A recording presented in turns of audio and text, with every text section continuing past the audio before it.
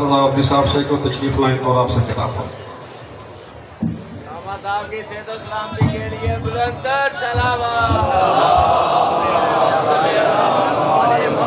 نعرہ تکبیر، نعرہ تکبیر، نعرہ رسالت، نعرہ رسالت، نعرہ حیدری، حیدری، حسینیت، حسینیت، یزیدیت، یزیدیت اور محمد وآل محمد بلند تر سلامات.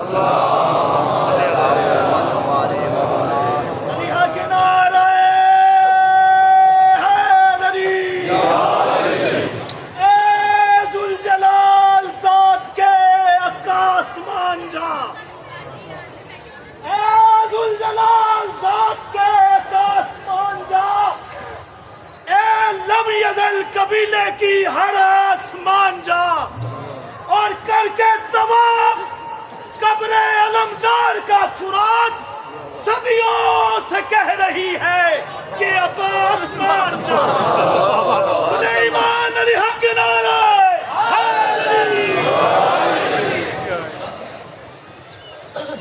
أعوذ بالله السميع العليم من الشيطان اللعين الرجيم. بسم الله الرحمن الرحيم. الحمد لله المعروف من غير رؤية والخالق من غير روية الذي لم يزل قائما دائما إذ لا سماء ذات أبراج ولا ليل داج ولا بحر ساج ولا أرض ذات مهاد ولا خلق ذو اعتماد. والصلاة والسلام والتحية والإكرام على نبي الرحمة وخازن المغفرة وقائد الخير والبركة ومنقذ العباد من الهلكة سيدنا ومولانا أبي القاسم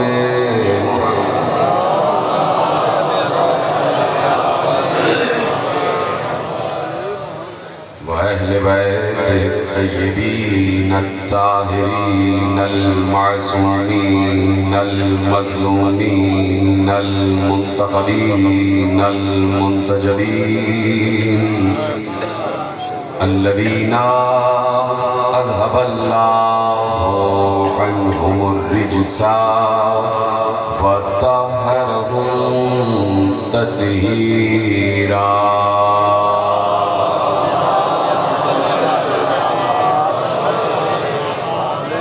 أما بعد فقد قال الله سبحانه وتعالى في محكم كتابه المجيد وفرقانه الحميد وقوله الحق. بسم الله الرحمن الرحيم. سبحان الذي أسرى بعبده ليلا من المسجد الحرام إلى المسجد الأقصى. صلوات على محمد وعلى محمد.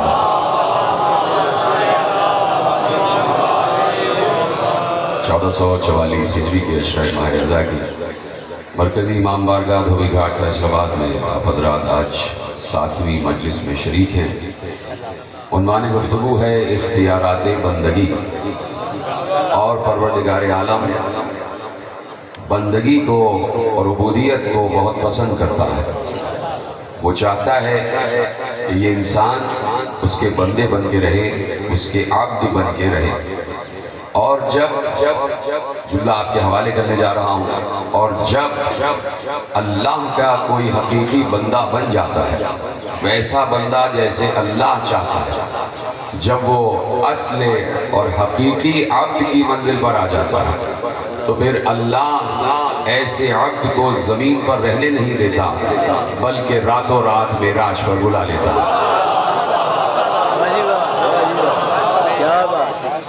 اور معراج بھی عبد کو ہوتی، معراج بھی عبد کو ہوتی.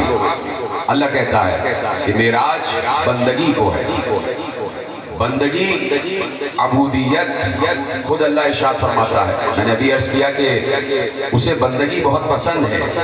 اللہ چاہتا ہے کہ اس سے مانگا جائے. سلامت رہیں، اس جملے کو محفوظ کرنا تھا. اللہ چاہتا ہے کہ اس سے مانگا جائے، اس کے دربار میں ہر وقت حاضر رہا جائے. اور اسی لیے اس نے کہا ادعونی استجب لکم، تم مجھ سے مانگو میں تمہیں عطا کروں گا. میں بیٹھا ہوا ہوں انتظار میں، کوئی ہے مجھ سے مانگنے والا، کوئی ہے مجھ سے دعا کرنے والا. ادعونی استجب لکم، ادعونی استجب لکم، مجھ سے دعا مانگو میں تمہاری دعاؤں کا جواب دیتا ہوں. اور پھر آگے ارشاد فرماتا ہے کہ ان الذین یستکبرون عن عبادتی سیدخلون جہنم داخرین. سورہ غافر میں ارشاد فرما رہا ہے کہ مجھ سے دعا مانگو، مجھے پکارو، میں تمہاری پکار کا جواب دوں گا. اور جو لوگ اب عبودیت کا مقصد بیان کر رہا ہے، میری طرف دیکھتے رہیے گا. اب عبودیت کا اور بندگی کا مقصد بیان کر رہا ہے اللہ. وہ کہہ رہا ہے جو لوگ، اور بات سمجھنے کی ہے قرآن کی آیت، اور میں ذرا سا تجزیہ آپ کے حوالے کروں گا تاکہ میں اپنے تھیسس کو آپ تک پہنچا سکوں کہ اللہ کہہ رہا ہے کہ عبودیت کا مقصد کیا ہے. جو لوگ میری عبادتوں کے بعد غرور کرتے ہیں، میں ایسے نمازیوں کو ان کی نماز کے ساتھ جہنم میں پھینک دوں گا. سلامت رہیں آپ نے جملے محفوظ کیے، میں شکر گزار ہوں آپ کا. ان الذین یستکبرون عن عبادتی سیدخلون جہنم داخرین. جس نے بھی میری عبادت پر غرور کیا، میں اسے جہنم میں پھینک دوں گا. آپ سوچیں، عبادت تو جنت کے لیے ہوتی ہے، عبادت تو جنت کے لیے ہو رہی ہے. اور اللہ کہہ رہا ہے کہ میں عبادت کرنے والے مغرورین کو، متکبرین کو جہنم میں پھینک دوں گا. یعنی عبادت ہوتی ہے خضوع و خشوع کے لیے، عبادت ہوتی ہے عاجزی کے لیے، عبادت ہوتی ہے انکساری کے لیے. اگر کوئی نماز پڑھنے کے بعد باہر آ کر غرور کر رہا ہے تو گویا اس نے نماز پڑھی ہی نہیں. بہت آسانی سن رہے ہیں آپ، جملے تقریر شروع ہو چکی ہے. اگر کوئی عبادت کرنے کے بعد غرور کر رہا ہے اور باہر آ کر کسی بے نمازی کو دھتکار رہا ہے کہ تو نماز نہیں پڑھتا، تو میرے قریب سے ہٹ جا، تو میرے پاس بیٹھنے کے قابل ہی نہیں ہے، یہ تکبرانہ انداز ہے. اور تکبر اللہ کو پسند نہیں ہے، اس لیے کہ تکبر اس کی صفت ہے. اگر کوئی ملا تکبر کر رہا ہے تو علی کو تو بعد میں کہنا، تو اللہ کے قریب پہنچ کے اللہ میں شامل ہونے کی کوشش کر رہا ہے.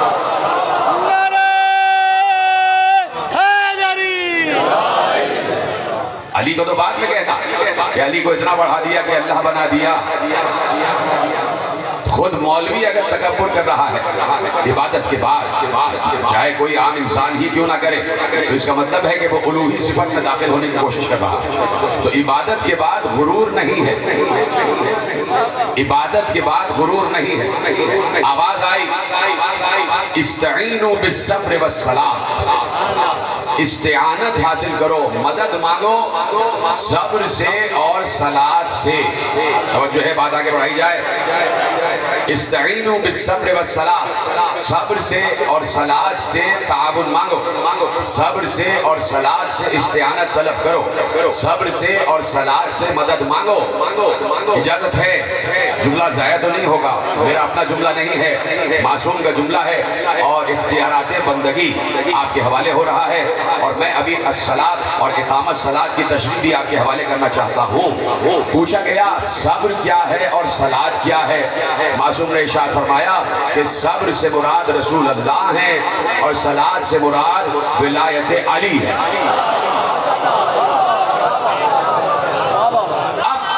ابی طالب نے اس جملے کی مزید وضاحت کی میرے مولا علی نے امیر المومنین نے، ابھی آپ نعرے لگائیں گے، امیر المومنین نے اس جملے کی مزید وضاحت کی جب پوچھا گیا الصبر والصلاۃ، تو مولا نے ارشاد فرمایا من اقام ولایتی فقد اقام الصلاۃ۔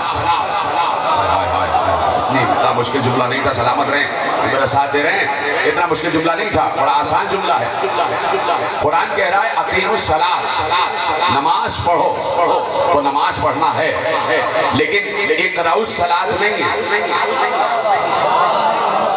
اقرؤوا الصلاۃ نہیں ہے، کیا ہے؟ اقیموا الصلاۃ، نماز قائم کرو۔ کیا مشکل بات ہو گئی؟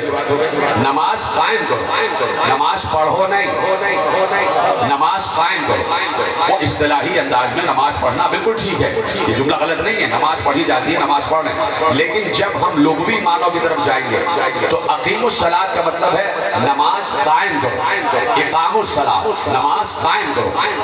اب علی نے کہا من اقام ولایتی فقد اقام الصلاۃ، من قام ولایتی فقط اقام الصلاۃ، جس نے میری ولایت کو قائم کیا اس نے نماز کو قائم کیا، جس نے میری ولایت کو قائم کیا اس نے نماز کو قائم کیا۔ اب پہلے یہ سوچو اور پہلے یہ دیکھو کہ اقام الصلاۃ ہے کیا، قیام صلاۃ ہے کیا؟ اجازت ہے ساتھ ہے میرے، بات آگے بڑھائی جائے۔ یہ دیکھو کہ اقیم الصلاۃ، قیام صلاۃ کیا؟ نماز پڑھنا بالکل درست ہے، پھر کہہ رہا ہوں کہ میں اس کی تردید نہیں کرتا، بالکل صحیح جملہ ہے، اس لیے کہ علماء کا رکھا ہوا جملہ ہے اور علماء کی قدر ہمارے مسلک میں بہت اہمیت رکھتی ہے۔ وہ کہہ دیا نماز پڑھا، نماز پڑھی جائے، بالکل صحیح ہے، لیکن میں قیام صلاۃ کا مطلب آپ کو بتانا چاہتا ہوں۔ اللہ کہہ رہا ہے نماز قائم کرو، نماز قائم کرو، یہ نہ ہو کہ مسجد سے نماز پڑھ کے باہر نکلو اور جھوٹ بولنے لگو، مسجد سے نماز پڑھ کے باہر نکلو اور ذخیرہ اندوزی شروع کر دو، مسجد سے نماز پڑھ کے باہر نکلو اور سازش شروع کر دو، مسجد سے نماز پڑھ کے باہر نکلو کسی کے قتل و غارت گری کی پلاننگ شروع کر دو، مسجد سے نماز پڑھ کے باہر نکلو تو جھوٹ کی پریکٹس شروع کر دو، مسجد سے نماز پڑھ کے باہر نکلو تو دوسروں کو دھتکارنا شروع کر دو، مسجد سے نماز پڑھ کے باہر نکلو تو معاشرے میں افراتفری پھیلانے لگ جاؤ، مسجد سے نماز پڑھ کے باہر نکلو تو تشدد کا رویہ عام کر دو۔ کہ یہ نہیں ہے مسجد سے نماز پڑھ کے باہر نکلو تو جھوٹ نہیں بولنا ہے، مسجد سے نماز پڑھ کے باہر نکلو تو منصوبہ سازی نہیں کرنا ہے، مسجد سے نماز پڑھ کے باہر نکلو تو تشدد نہیں کرنا ہے، مسجد سے نماز پڑھ کے باہر نکلو تو ظلم نہیں کرنا ہے۔ کیوں نہیں کرنا؟ پوچھنا چاہتا ہوں کہ کیا جس وقت نماز پڑھ رہے ہوتے ہو تو کیا جھوٹ بول رہے ہوتے ہو؟ جس وقت نماز پڑھ رہے ہوتے ہو تو کیا تشدد کر رہے ہوتے ہو؟ نہیں۔ جس وقت نماز پڑھ رہے ہوتے ہو تو کیا ذخیرہ اندوزی کر رہے ہوتے ہو؟ نہیں۔ جس وقت نماز پڑھ رہے ہوتے ہو تو کیا ظلم کر رہے ہوتے ہو؟ نہیں۔ تو کہا جیسے کاش کے جملہ پہنچ جائے، تو کہا جیسے نماز کی کیفیت میں رہو ویسے ہر کیفیت میں رہو، جیتے رہے، سلامت رہے آپ۔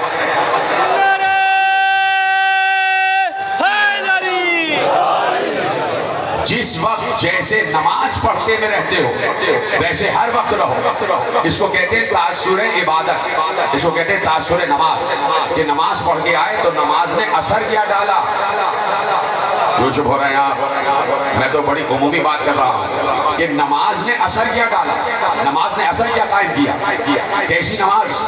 کہ خالق کی نماز پڑھ کے باہر آئے اور اسی خالق کی مخلوق کو نقصان پہنچا رہے ہو۔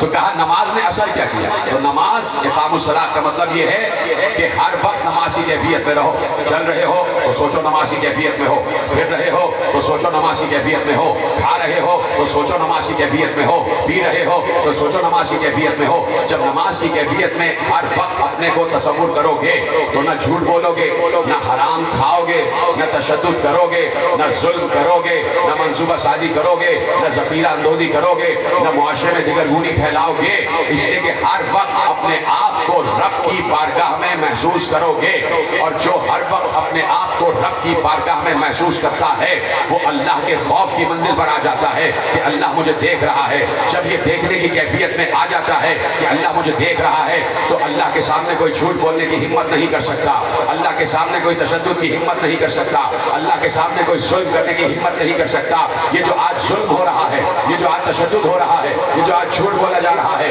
یہ جو آج ناحق قتل و غارت گری ہو رہی ہے، یہ جو ایک دوسرے کو مٹانے کی تمام سفارشات ہو رہی ہیں، یہ صرف اور صرف اس لیے ہے کہ نماز تو پڑھ رہا ہے لیکن نماز کے سامنے تصور خدا نہیں ہے۔ سلامت رہے پیچھے والے افراد میرے ساتھ ہیں۔ دوران نماز تصور خدا نہیں۔ ابھی جملے آگے بڑھانا ہے اور مجھے تشریح کرنا ہے میرے مولا کے اس جملے کی۔ دوران نماز تصور خدا نہیں ہے۔ بعض لوگ تو دوران نماز پوری جنگ کی پلاننگ کر لیا کرتے تھے۔ تو اللہ کہہ رہا ہے کہ خضوع و خشوع قائم ہونا چاہیے، خضوع اور خشوع قائم ہونا چاہیے۔ جب آپ انگریزی کا ترجمہ پڑھیں گے قرآن تو جہاں خضوع و خشوع لکھا ہوا ہے تو خضوع و خشوع یعنی خشیت، خضوع یعنی کنسنٹریشن، اور جب خشوع کی منزل آتی ہے تو انگریزی میں جان بوجھ کے لفظ استعمال کر رہا ہوں تاکہ جملہ آپ تک پہنچ جائے۔ اس کا ترجمہ ہے to humiliate yourself، اپنے آپ کو ذلیل کرو اللہ کے سامنے۔ بھائی جس نے جملہ محفوظ کیا اس کو میرا سلام۔ اپنی تذلیل کرو اللہ کے سامنے، اپنی ذلت کے ساتھ اللہ کے بارگاہ میں کھڑے ہو جاؤ۔ خبردار اگر کوئی صاحب منصب ہے تو جیسے سب نماز پڑھ رہے ہیں ویسے وہ بھی نماز پڑھے۔ ابھی حج کی کیفیت آپ نے دیکھی ہے، سب ایک لباس میں ہیں۔ اس کو کہتے ہیں ایک ہی صف میں کھڑے ہو گئے محمود و ایاز، نہ کوئی بندہ رہا اور نہ کوئی بندہ نواز۔ دو لباسوں میں سب ہیں، اگر کوئی صدر مملکت بھی ہے تب بھی دو لباس میں ہے، اور اگر کوئی چپراسی بھی ہے تب بھی دو لباس میں ہے۔ حج کی کیفیت بتاتی ہے کہ اللہ کے سامنے سب برابر ہیں۔ کیا سن رہے ہیں میرے عزیزوں؟ اختیارات بندگی میرا عنوان ہے۔ حج مارکہ بتاتا ہے کہ اللہ کے سامنے سب برابر ایک جیسے ہو جاؤ۔ اسی طریقے سے نماز بھی ہے۔ نماز یعنی اپنے آپ کو ہر وقت بارگاہ خدا میں محسوس کرو۔ پوچھا گیا یا رسول اللہ خضوع و خشوع قائم نہیں رہتا، اس کا طریقہ کیا ہے؟ خضوع و خشوع قائم نہیں رہتا۔ بعض اوقات خیالات دور کر آتے ہیں، کبھی ادھر کی بات کبھی ادھر کی بات، پڑھ رہے ہیں سورہ فاتحہ، لبوں پر قرآن کی آیتیں ہیں لیکن دماغ ادھر ادھر بھٹک جاتا ہے، کبھی کچھ سوچ رہے ہوتے ہیں کبھی کچھ سوچ رہے ہوتے ہیں۔ خضوع و خشوع کیسے قائم کیا جائے؟ پیغمبر نے کہا دو طریقے ہیں بندگی کی منزل پر آنے کے، نماز کے وقت دو طریقے ہیں۔ پہلا طریقہ تو یہ ہے کہ تم یہ تصور کرو کہ تم جس اللہ کی بارگاہ میں کھڑے ہوئے ہو تم اس اللہ کو دیکھ رہے ہو۔ تم جس اللہ کی بارگاہ میں کھڑے ہوئے ہو تم اس کو دیکھ رہے ہو، لیکن رسول کو یہ معلوم تھا رسول ہے رسول رحیم، رسول ہے رسول رؤوف، رسول ہے رسول شفیق۔ پتہ ہے کہ امت کا ہر فرد یہ تصور کر ہی نہیں سکتا کہ وہ اللہ کو دیکھ رہا ہے۔ امت کا جملہ پہنچا نہیں شاید، پیغمبر نے کیا کہا کہ امت کا ہر فرد یہ تصور کر ہی نہیں سکتا کہ وہ اللہ کو دیکھ رہا ہے۔ وہ تو ایک ہی فرد گزر گیا کہ جب اس سے پوچھا گیا کہ یا علی کیا آپ نے اللہ کو دیکھا ہے؟ تو علی نے کہا ابو طالب کا بیٹا نماز کا پہلا سجدہ کرتا ہے اور دوسرا اس وقت تک نہیں کرتا جب تک اس کو دیکھ نہ لے۔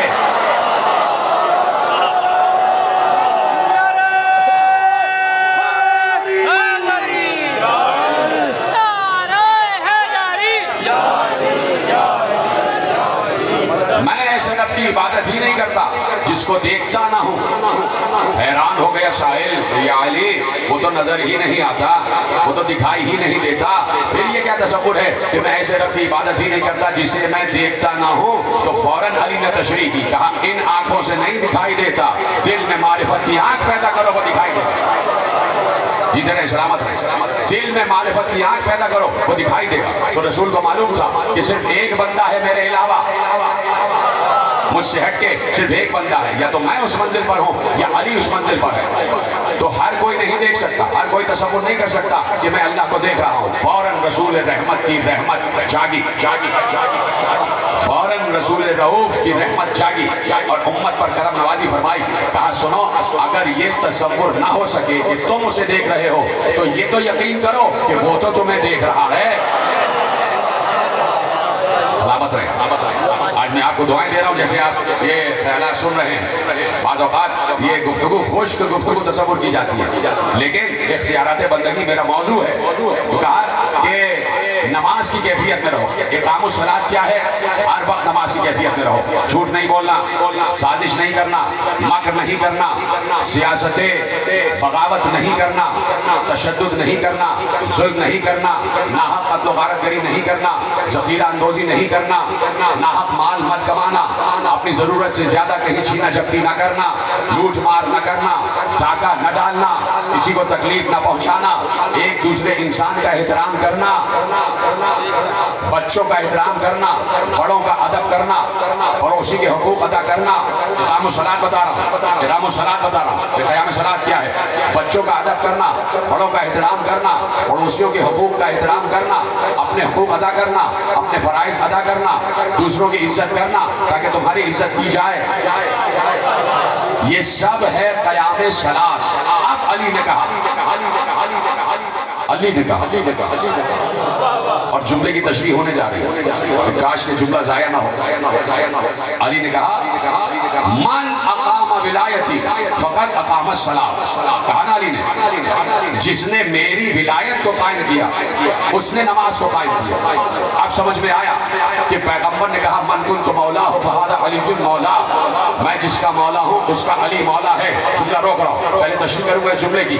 امام حاکم نیشاپوری عالم اہل سنت اپنے مستدرک میں ایک حدیث لکھ رہے ہیں، اور امام حاکم نیشاپوری نے مستدرک علی الصحیحین لکھی، اور اس میں وہ تمام حدیثیں امام حاکم نیشاپوری نے جمع کی ہیں جو حدیثیں صحیح بخاری اور صحیح مسلم کے معیارات پر پوری اترتی ہیں۔ یعنی امام بخاری اور امام مسلم کے حوالے سے جو راوی بھی سچے راوی تھے، اور امام مسلم و امام بخاری نے وہ روایتیں چھوڑ دی تھی، امام حاکم نیشاپوری نے وہ روایتیں جمع کی، اور انہوں نے کہا کہ یہ ساری حدیثیں صحیح ہیں علی شرط الشیخین، دونوں شیوخ کی شرائط پر پوری اترتی ہیں۔ یعنی امام مسلم امام بخاری کی شرائط پر پوری اترتی ہیں، لم یخرجاہ، لیکن انہوں نے ان حدیثوں کو محفوظ نہیں کیا ہے، لیکن حدیثیں بالکل صحیح ہیں۔ اب انہی صحیح حدیثوں میں سے ایک حدیث آپ کے حوالے کر رہا ہوں، اور آپ جوڑ لیجئے گا جملہ کہ علی نے کہا جس نے میری ولایت کو قائم کیا اس نے نماز کو قائم کیا۔ اب حدیث سے حدیث کو جوڑیے گا،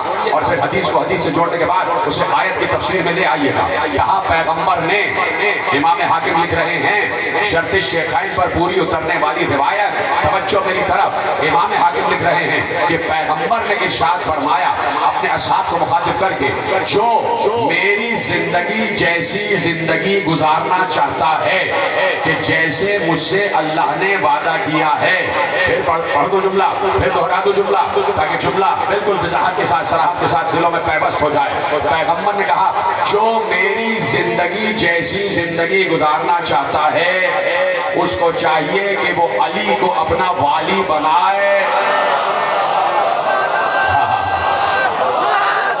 سلامت رہے جیسے آپ نے جملہ محفوظ کیا۔ جو میری زندگی جیسی زندگی گزارنا چاہتا ہے اسے چاہیے کہ وہ علی کو اپنا والی بنائے، علی کو اپنا والی بنائے۔ پیغمبر کی زندگی میں جھوٹ نہیں ہے، پیغمبر کی زندگی میں مکر نہیں ہے، پیغمبر کی زندگی میں بغاوت نہیں ہے، پیغمبر کی زندگی میں سرکشی نہیں ہے، پیغمبر کی زندگی میں تشدد نہیں ہے، بولو نا ساتھ، پیغمبر کی زندگی میں تشدد نہیں ہے، پیغمبر کی زندگی میں ظلم نہیں ہے، پیغمبر کی زندگی میں ذخیرہ اندوزی نہیں ہے، پیغمبر کی زندگی میں رشوت نہیں ہے، پیغمبر کی زندگی میں سود نہیں ہے، پیغمبر کی زندگی میں دوسرے کو تکلیف پہنچانا نہیں ہے، پیغمبر کی زندگی میں حقوق کی ادائیگی ہے، پیغمبر کی زندگی میں فرائض کی ادائیگی ہے، پیغمبر کی زندگی میں حقوق العباد کی ادائیگی ہے، پیغمبر کی زندگی میں حقوق اللہ کی ادائیگی ہے، پیغمبر کی زندگی میں سچ ہی سچ ہے۔ اور رسول کہہ رہے ہیں جو میری زندگی جیسی زندگی گزارنا چاہے وہ علی کو والی بنائے۔ اس لیے پیغمبر نے کہا من کنت مولا ہو فہذا علی مولا، میں جس کا والی ہوں اس کا والی علی ہے۔ اب علی نے کہا جس نے میری ولایت کو قائم کیا اس نے نماز کو قائم کیا، یعنی اگر علی ولایت کی منزل پر ہو، علی تخت ولایت پر بیٹھا ہو تو اس کی نگاہ ایسی ہے کہ علی کو اپنے سامنے پاتے ہوئے کوئی جھوٹ نہیں بولے گا، کوئی تشدد نہیں کرے گا، کوئی قتل نہیں کرے گا۔ سلامت رہے۔ علی کو اپنے سامنے تخت حکومت پر پاتے ہوئے کوئی تشدد نہیں کرے گا، کوئی ظلم نہیں کرے گا، کوئی جھوٹ نہیں بولے گا، سب حقوق اللہ کی ادائیگی کریں گے، سب حقوق العباد کی ادائیگی کریں گے۔ اسے کہتے ہیں قیام ولایت۔ پنکھے کی آواز نہیں، کچھ اور ہے، اتنی دیر سے پنکھا چل رہا۔ صلوات پڑھیں محمد و آل محمد۔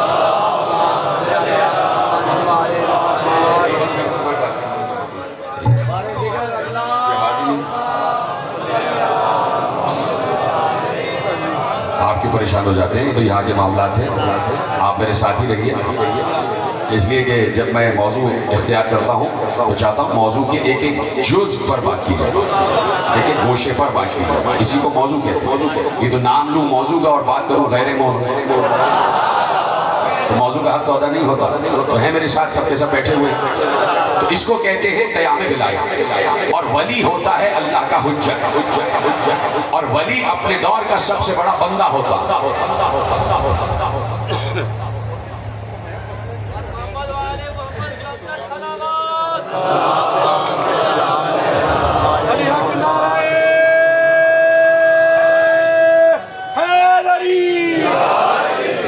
چلیے ایسا ایسا بات کرتے ہی اپنے کام کریں گے، ہمارا وقت کامل ہو جائے گا نہیں تو، اور بہت سے مفاہیم رہ جائیں گے۔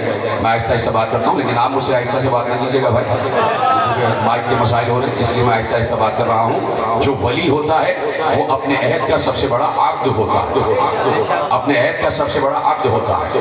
میں نے کل ایک جملہ عرض کیا تھا اور پرسوں کے ایک جملے کو آج تشریح کی منزل پر لاتا ہوں کہ کہا عبودیت کی منزل پر، اور یہ جملہ میں نہ پڑھتا اگر آقا خمینی نے مصباح الہدایہ میں نہ لکھا ہوتا۔ الکلمات المکنونہ میں ملا فیض کاشانی نے یہ جملہ لکھا۔ کچھ لوگوں کو پریشانی ہو گئی تھی کہ یہ حدیث صحیح ہے یا نہیں ہے، تو میں نے اس لیے پڑھی ہے کہ آقا خمینی ہمیشہ جو حدیث درج کرتے تھے وہ بالکل صحیح حدیث ہوتی ہے۔ انہوں نے لکھا کہ معصوم نے کہا لنا مع اللہ حالات فیہا نحن ہوا وہوا نحن ومع ذلک نحن نحن وہوا ہوا۔ ہمارے اور اللہ کے حالات کچھ ایسے ہو جاتے ہیں، اس کو کہتے ہیں عبودیت۔ میں نے یہ منزل سمجھائی تھی، اس کو کہتے ہیں عبودیت۔ اس جملے کی تشریح کے لیے میں نے آپ کے سامنے تمہید کی ہے، مجھے معاف کیجیے گا کہ تمہید لمبی ہوئی، اس لیے کہ کچھ لوگوں کو پریشانی ہو گئی تھی کہ یہ حدیث صحیح نہیں ہے۔ میں نے آپ کو حدیث کے دو حوالے دے دیے، لنا مع اللہ حالات فیہا نحن ہوا وہوا نحن ومع ذلک نحن نحن وہوا ہوا۔ ہمارے اور اس کے درمیان حالات کچھ ایسے ہو جاتے ہیں کہ کبھی ہم وہ ہو جاتے ہیں، وہ ہم ہو جاتا ہے۔ اس کا یہ مطلب نہیں ہے کہ ہم اللہ ہو گئے۔ میں پہلے تشریح کر چکا تھا اور پھر میں نے حدیث پڑھی تھی، لیکن کچھ کچھ فکر لوگوں کے لیے دوبارہ عرض کر دیتا ہوں۔ اس کا یہ مطلب نہیں ہے کہ ہم اللہ ہو گئے، اللہ کوئی بھی نہیں ہو سکتا۔ معصوم سے پوچھا گیا، میرے امام صادق علیہ السلام سے پوچھا گیا کہ مولا یہ ارشاد فرمائیے کیا اللہ کے پاس ہر قدرت ہے؟ کہا ہاں، ان اللہ علی کل شیء قدیر۔ توجہ، اللہ ہر شے پر قدرت رکھتا ہے۔ تو پہلے تو اس نے اقرار لیا معصوم سے، دیکھیے کس طریقے سے سوال کرنے جا رہا ہے۔ پہلے اس نے معصوم سے اقرار لیا کہ کیا اللہ ہر شے پر قدرت رکھتا ہے؟ معصوم بھی معصوم نگاہ رکھتا ہے، اور معصوم کو معلوم ہے کہ آگے کیا پوچھنے والا ہے۔ اس کو کہتے ہیں عبودیت کی منزل۔ آ جاؤ بندے بن جاؤ، تمہارے پاس بھی نگاہ آ جائے گی۔ بندے تو بنو، عبد تو بنو، اس کی عبودیت کی منزل پر تو آؤ، تمہارے پاس بھی یہ نگاہ آ جائے گی۔ ابھی جملے عرض کروں گا اور آپ کے حضرت طبیعت کے لیے عرض کروں گا۔ معصوم سمجھ رہے تھے کہ اگلا جملہ کیا ہوگا، اگلا سوال کیا ہوگا۔ اچھا مولا، جب اس کے پاس ہر قوت ہے، ہر قدرت ہے، تو کیا اس کے پاس یہ قدرت ہے کہ وہ دوسرا اللہ بنائے؟ میرے ساتھ، کیا اس کے پاس یہ قدرت ہے کہ وہ دوسرا اللہ بنا دے؟ کون ہے؟ کس میں ہمت ہے، کس میں حوصلہ ہے کہ جو اس سوال کا جواب دے؟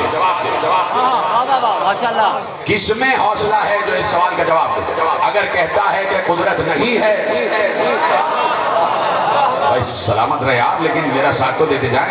اگر کہتا ہے کہ اللہ میں قدرت نہیں ہے کہ دوسرا اللہ بنائے تو اللہ کی قدرت پہ حرف آتا ہے، اور اگر کہتا ہے کہ قدرت ہے تو پھر دو اللہ ہو جائیں گے، توحید خطرے میں آ جائے گی. سوائے معصوم کے کسی کے پاس اس کا جواب نہیں تھا. بچپن سے آپ سن رہے ہیں اور آپ کے حوالے کر رہا ہوں. معصوم نے کہا ہاں وہ دوسرا اللہ بنا سکتا ہے، لیکن جو بنے گا وہ مخلوق ہی ہوگا، خالق اللہ ہی رہے گا. علی حق نعرہ حیدری.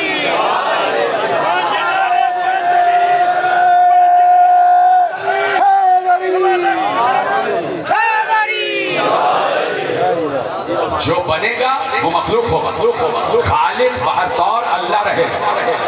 اب اگر معصوم کہہ رہے ہیں کہ ہمارے حالات ایسے ہو جاتے ہیں تو اس کا مطلب یہ ہے کہ جب عبد معبودیت کے قریب آ جائے، معافی چاہتا ہوں کہ مجھے سمجھانے کی ضرورت پڑ رہی ہے، تو پھر عبد و معبود میں فرق کرنا مشکل ہو جاتا ہے، اس لیے کہ صفات الہیہ بندے میں پیدا ہو جاتی ہے.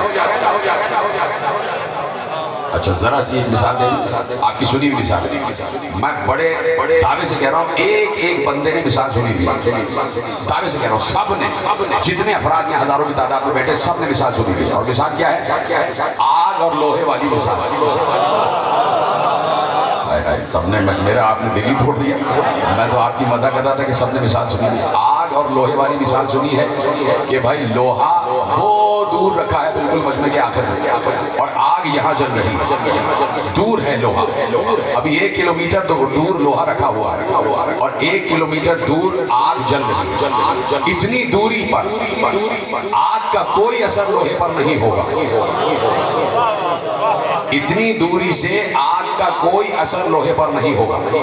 لوہا قریب آنا شروع ہوگا، آگ کا اثر ہونا شروع ہو جائے گا. لوہا اور قریب آئے گا، آگ کا اثر ہونا شروع ہو جائے گا. لوہا اور قریب آئے گا، آگ کا اثر ہونا شروع ہو جائے گا. اور قریب آئے گا، اب لوہا گرم ہونا شروع ہو جائے گا.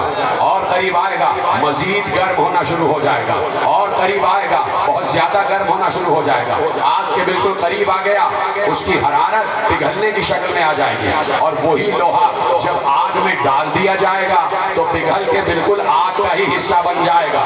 کوئی نیا آدمی آئے تو اس کو پتہ ہی نہیں چلے گا کہ اس میں لوہا بھی شامل ہے یا نہیں.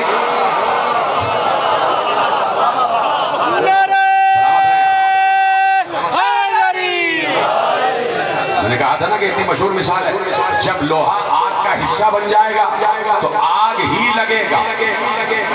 تو میں نے کہا تھا کہ علی نے اپنے کو فنا فی ذات اللہ کر لیا، علی ذات خدا میں گھل مل گیا. جملہ یہاں پہ ختم ہو رہا ہے وَمَعَ ذَلِكَ نَحْنُ وَهُوَ هُوَ. اس کے باوجود وہ ہے اب ہم ہیں، یعنی وہ خالق ہے اب مخلوق ہے. وہ مسجود ہے اب ساجد ہے. وہ مشہود ہے اب شاہد ہے. وہ رازق ہے اب مرزوق ہے. بات پہنچ رہی ہے؟ اس کو کہتے ہیں عبودیت، کہ جب بالکل قرب کی منزل پر آ جائے. اگر یہ جملہ پڑھوں یا نہ پڑھوں، میں نے کیا کہا تھا کہ ابھی یہ تشریح کی منزل پر لاؤں. ایک جملہ کہا تھا کہ عبودیت کی منزل پر آ جاؤ، تم بندے بن جاؤ، تم اس کی اطاعت کا حق ادا کرو، تمہیں بھی اللہ اختیار دے دے گا. تم بھی قرب خدا کی منزل پر آ جاؤ. چونکہ تم نہیں کر پا رہے تو جو کر چکے ہیں ان پر اعتراض کر رہے ہیں. سلامت رہے. چونکہ آپ نہیں کر پا رہے تو جو ایسا کر چکے ہیں ان پر اعتراض کر رہے ہو. میں سوچ رہا ہوں پڑھوں یا نہ پڑھوں، معلوم نہیں پڑھوں یا نہ پڑھوں، لیکن چونکہ کتاب میں لکھا ہوا یہ غزل ہے شہباز قلندر کی جو میں پڑھنے جا رہا ہوں. غزل میں شہباز نے کہا. شہباز ایک بندہ ہے نا بھائی، کوئی معصوم تو نہیں ہے، کوئی وہ والا ولی تو نہیں ہے جو ولایت تکوینی کا حامل تھا، کوئی نبی تو نہیں ہے، کوئی امام تو نہیں ہے، کوئی وسیع تو نہیں ہے، کوئی رسول تو نہیں ہے. عام سا بندہ ہے شہباز قلندر، لیکن عبودیت کی منزل پر آیا، قیام صلاۃ کیا. قیام صلات کیا. شہباز قلندر کا کوئی سجدہ مس نہیں ہوتا تھا, کوئی نماز ترک نہیں ہوتی تھی. روزے دار تھے, نماز گزار تھے, حج گزار تھے, تقوی اور پرہیزگاری یافتہ تھے, پڑھے لکھے تھے, عالم تھے. جو آج ان کا تصور بنایا گیا بالکل غلط ہے. شہباز قلندر بڑے صاف ستھرے رہتے تھے, بال ان کے دھلے ہوئے رہتے تھے, لباس پاکیزہ رہتا تھا, لباس سے خوشبو آتی تھی. بات کرتے تھے تو بڑے ملائم لہجے میں بات کرتے تھے, بڑے لطیف لہجے میں بات کرتے تھے. لوگ اٹریکٹ ہوتے تھے, لوگ کشش کی منزل پر آتے تھے. پڑھا لکھا انسان تھا, تعلیم یافتہ انسان تھا.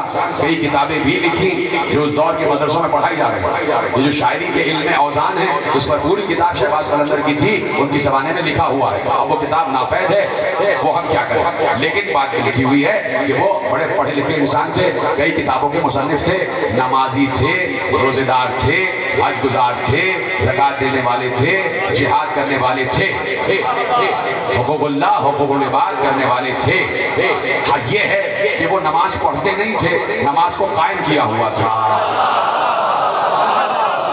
صرف نماز پڑھتے نہیں تھے, نماز پڑھتے بھی تھے اور نماز کو قائم بھی کیا ہوا تھا. یعنی جھوٹ نہیں بولتے تھے, مکر نہیں کرتے تھے, سیاست نہیں کرتے تھے, دغا نہیں کرتے تھے, بے وفائی نہیں کرتے تھے, بغاوت نہیں کرتے تھے, سرکشی نہیں کرتے تھے, طغا نہیں کرتے تھے, ذخیرہ اندوزی نہیں کرتے تھے, تشدد نہیں کرتے تھے, ظلم نہیں کرتے تھے. اور کئی بات عبودیت کی اس منزل پر آ جاؤ تو پھر تم بھی وہ کہو گے جو شہباز نے کہا. کیا کہا؟ کہتا ہے شہباز لا مکانا, شہباز لا مکانا, بیرون سے کون مکانا, مسجود انس و جانا, مطلب تو آشیانا.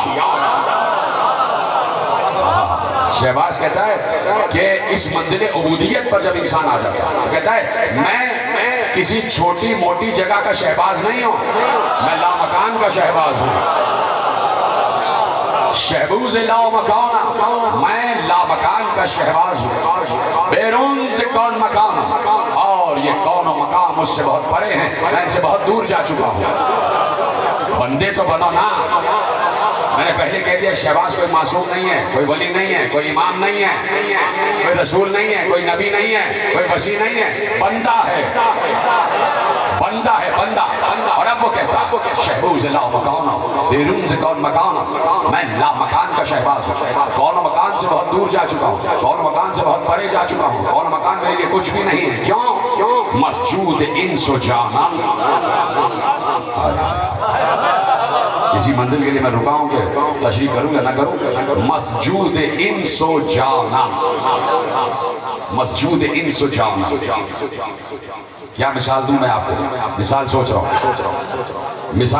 کیا مثال دوں؟ مثلاً کعبہ ہے, کعبہ ہے, چلو پھر کعبے کو بھی چھوڑو. جسد آدم ہے, جسد آدم رکھا ہوا ہے. جب تک جسد آدم رہا, صرف جسم رہا, اس کو سجدے کا حکم نہیں تھا.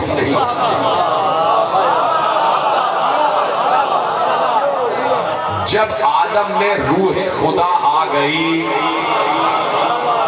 اللہ نے کہا جب میں اس میں اپنی روح پھونکوں تو اسے سجدہ کرنا. تو آدم اس وقت فرشتوں کے لیے قبلہ تھے, جیسے ہمارے لیے کعبہ قبلہ ہے, ویسے آدم کو اللہ نے فرشتوں کے لیے قبلہ بنا دیا تھا کہ تمہارے سجدوں کا رخ اب اس پر ہونا چاہیے, لیکن اس وقت ہو کہ جب اس میں میری روح آ جائے. اب جب روح آ گئی تو روح اسی جسد آدم کا حصہ ہو گئی. اب ایسا لگ رہا ہے کہ آدم کو بھی سجدہ ہو رہا ہے, روح کو بھی سجدہ ہو رہا ہے. اسی طریقے سے جب کعبے میں روح خدا آ گئی تو کہا کعبے کی طرف سجدہ کیا جائے. تو اب سجدہ کعبے کو بھی ہو رہا ہے, روح خدا کو بھی ہو رہا ہے. جو کعبے کا حصہ بن جائے گا, سجدوں کا رخ اس کی طرف مڑ جائے گا, تو کعبے کا حصہ تو بنو, جسد آدم کا حصہ تو بنو, عبد تو بنو. وہ کہتا ہے کہ میں لامکان کا شہباز ہوں, کون مکان سے بہت دور ہوں. مسجود انس و جانا, مجھے جن بھی سجدہ کرتے ہیں, جنات بھی سجدہ کرتے ہیں. کہا اس لیے سجدہ کرتے ہیں کہ میں نے اپنا آشیانہ, میں نے اپنی رہائش تیرے جسم میں بنا لی ہے. تو میرا آشیانہ ہو چکا، میں تیری ذات کے قریب آ چکا ہوں، میں عبودیت کی منزل پر آ چکا ہوں، میں عبد بن چکا ہوں. بات پہنچ گئی نہیں پہنچ گئی؟ میں عبد بن چکا ہوں. تو جو دور کا عبد ہوتا ہے وہی ولی ہوتا ہے، جو ولی ہوتا ہے وہ عبد ہوتا ہے، اور وہی حجت ہوتا ہے. ختم ہو رہی ہے بات. اور حجت کے اختیارات اتنے بلند ہوتے ہیں کہ اللہ نے ارشاد فرمایا حضرت موسیٰ بھی حجت ہے اپنے دور کے. بولی ہاں یا نہیں؟ حضرت موسیٰ اپنے دور کے حجت ہے. اللہ نے کہا اوحینا الی موسیٰ اذ استسقاہ قومہ ان اضرب بعصاک الحجر. سورہ اعراف میں ارشاد فرمایا اوحینا الی موسیٰ اذ استسقاہ قومہ. جب موسیٰ کی قوم نے موسیٰ سے پانی مانگا، جب موسیٰ کی قوم نے موسیٰ سے پانی مانگا تو ہم نے کہا عصا کو پتھر پر مارو، عصا کو پتھر پر مارو. یہ ہے سورہ اعراف. اور سورہ بقرہ میں کہا وَإِذِ اسْتَسْقَىٰ مُوسَىٰ لِقَوْمِهِ، جب موسیٰ نے ہم سے اپنی قوم کے لیے پانی مانگا. ایک طرف کہہ رہا ہے کہ موسیٰ کی قوم نے پانی مانگا، ایک طرف کہہ رہا ہے موسیٰ نے پانی مانگا. فَقُلْنَا اضْرِب بِعَصَاكَ الْحَجَرَ، پھر ہم نے کہا پتھر پر پانی مانگو. اعراف میں کہہ رہا ہے موسیٰ کی قوم نے موسیٰ سے پانی مانگا. سورہ بقرہ میں کہہ رہا ہے موسیٰ نے ہم سے پانی مانگا.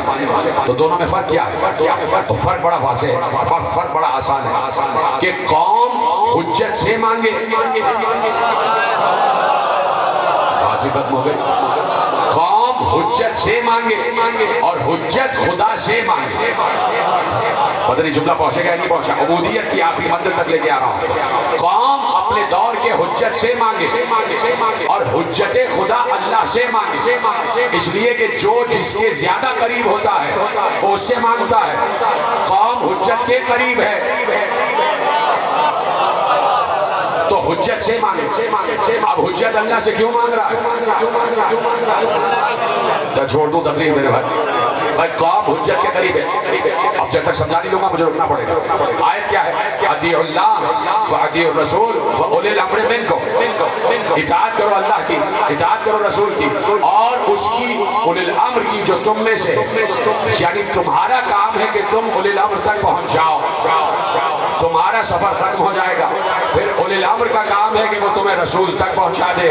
پھر اولی الامر کا سفر ختم ہو جائے گا. پھر رسول کا کام ہے کہ وہ تمہیں اللہ تک پہنچا دے.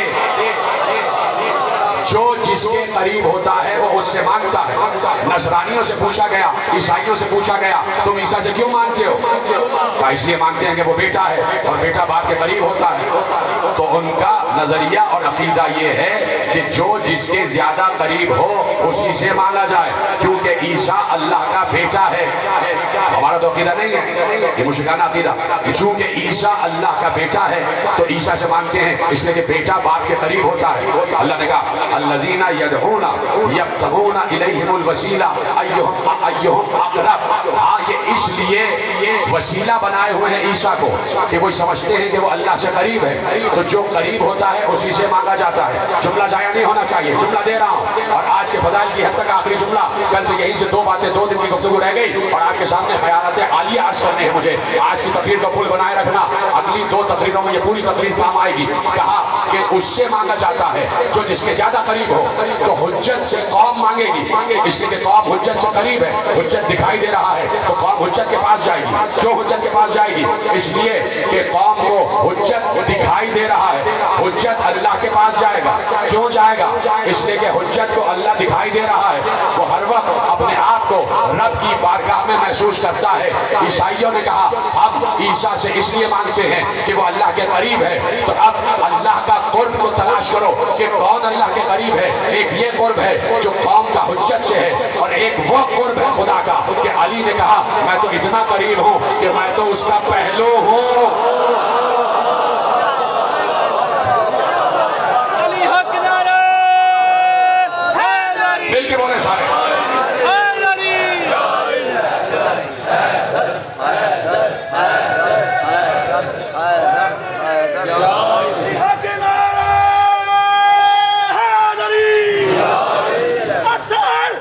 اثر دعاؤں کو حق کے ولی سے ملتا ہے، فکار لفظوں کو حرف جلی سے ملتا ہے، وہ شرک کہہ تو رہا ہے اسے خبر ہی نہیں، خدا سے جو بھی مانگو علی سے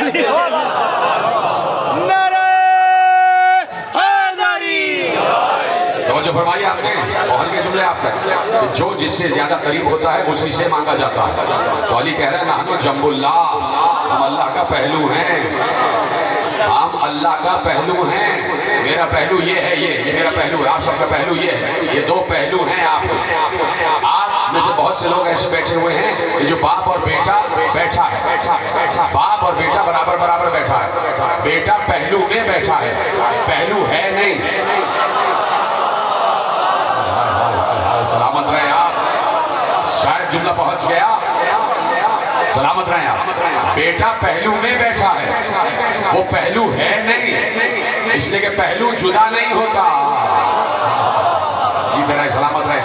یہی ہے فیصل آباد کا مجمع کہ مجھے زیادہ سمجھانے کی ضرورت نہیں پڑتی. پہلو جدا نہیں ہوتا، پہلو میں بیٹھا ہوا جدا ہوتا، چاہے بیٹھا ہو چاہے لیٹا ہو.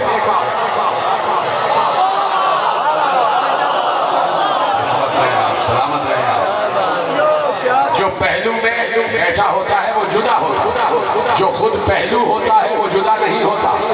علی نے کہا نحن جنب اللہ، ہم اللہ کا پہلو ہیں، اس سے جدا نہیں ہیں. اسی لیے جب ہم سے مانگو گے ہم اس سے مانگیں گے فوراً عطا ہو جائے گا.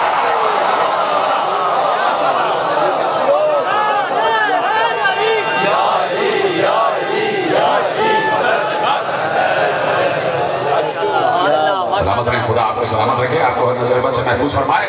جیسے آپ نے سنا اور فیصل آباد کی فضا اسی طرح سازگار رہے. شیعہ سنی بیٹھے ہیں، سب کے سب ذکر علی سن رہے ہیں، سب کے ساتھ ذکر اہل بیت سن رہے ہیں، سب کے سب ذکر حسین سن رہے ہیں.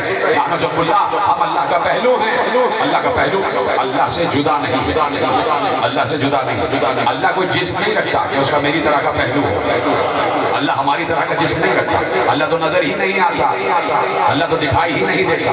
لیکن قرب خدا کے اس منزل پر آ جاؤ کہ جہاں خود اللہ اکبر. کیا ہے؟ سبحان الذی اسری بعبدہ لیلا من المسجد الحرام الی المسجد الاقصی الذی بارکنا حولہ لنریہ من آیاتنا. بابرکت ہے وہ ذات جو لے گئی راتوں رات اپنے عبد کو، اپنے عبد کو، اپنے عبد کو. کیا آواز آئی تھی سدرۃ المنتہا کے بعد؟ آواز آئی تھی نا، ادنو منی، میرے قریب آ جا. ادنو منی، میرے قریب آ جا، میرے قریب آ جا، میرے قریب آ جا، میرے قریب آ جا. پروردگار تو ہماری شہرت سے بھی زیادہ قریب ہے، تو محبوب سے بھی تو بہت قریب ہوگا. جب عام انسان کی شہرت سے زیادہ قریب ہے تو محبوب سے کتنا قریب ہوگا. پروردگار محبوب سے قریب ہے تو پھر کیوں بلا رہا ہے قریب آ جا، قریب آ جا، قریب آ جا. ادنو منی کی 1000 مرتبہ صدا آئی تو کوئی ایک منزل تو ایسی آئی تھی نا کہ جہاں صدا آنا بند ہو گئی تھی. اس کا مطلب ہے قریب آ چکا تھا. سلامت رہے جیتے رہے، سلامت رہے. آپ کو دعا دے رہا ہوں. ایک منزل پر تو صدا آنا بند ہو گئی تھی، اس کا مطلب ہے جتنا وہ قریب چاہتا تھا بندہ اتنا قریب آ چکا تھا. تو رسول بھی تو جنب اللہ ہے، اتنا قریب ہے اللہ سے کہ اللہ کے پہلو میں ہر وقت سناؤ اور جملہ لے جاؤ. اللہ ولی ہے، رسول ولی ہے اور علی ولی ہے. اللہ اپنی جگہ بدلتا نہیں ہے، وہ ہر جگہ ہے، وہ ہر جگہ ہے. جب اس نے کہا میں کعبہ قوسین پر ہوں، آواز سمجھ میں آ رہی ہے؟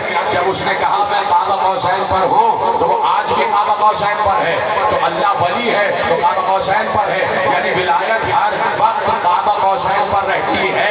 اب چاہے علی رسول کے کاندھے پر ہو، چاہے قدیر کے منبر پر ہو، چاہے سلونے کے منبر پر ہو، ہر وقت علی معراج پر ہے.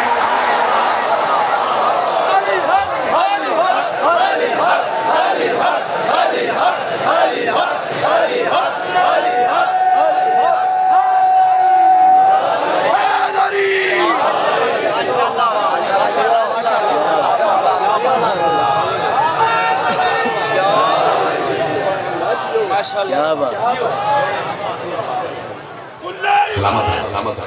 ایمان نعرہ حیدری، یعنی ولایت وہی رہے گی جہاں ولایت رہے گی۔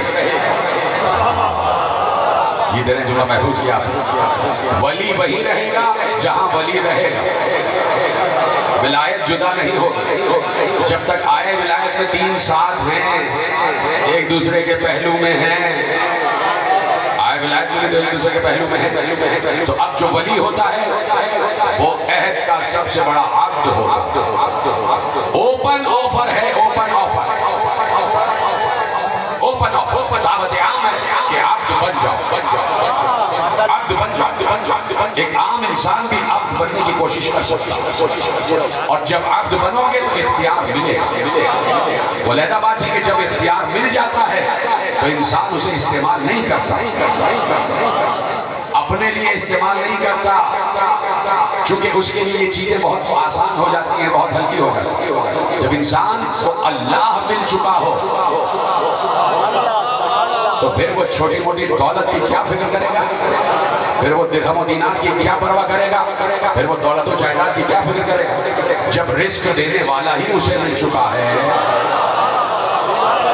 تو لوگ کوشش کیوں نہیں کرتے عبد بنے؟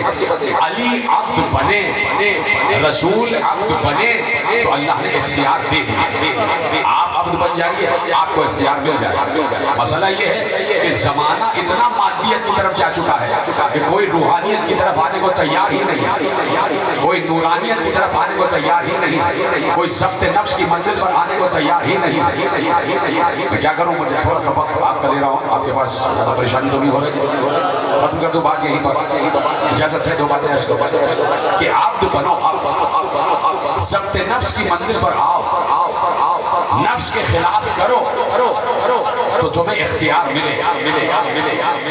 جملہ میں نے بڑھا دیا، اس کو محفوظ کریں، نفس کے خلاف کرو تمہیں اختیار ملے گا اللہ کی طرف سے، تمہیں اختیار ملے گا اللہ کی طرف سے۔ یہاں سے اب ایک سڑک جا رہی ہے جناب ساہیوال کی طرف، تو ساہیوال کی طرف جو راستہ جا رہا ہے وہ سمندری کی طرف سے ہوتا ہوا جائے۔ میری نگاہ میں یہی راستہ ہے، آپ کی نگاہ میں اور بھی ہوں گے، لیکن میں نے فرض کیا ہوا، تصور کیا ہوا ہے کہ فیصل آباد سے ایک راستہ جا رہا ہے جو سمندری کی طرف سے ہوتا ہوا جائے۔ اب جو اس راستے سے جائے گا وہ ساہیوال پہنچ جائے گا۔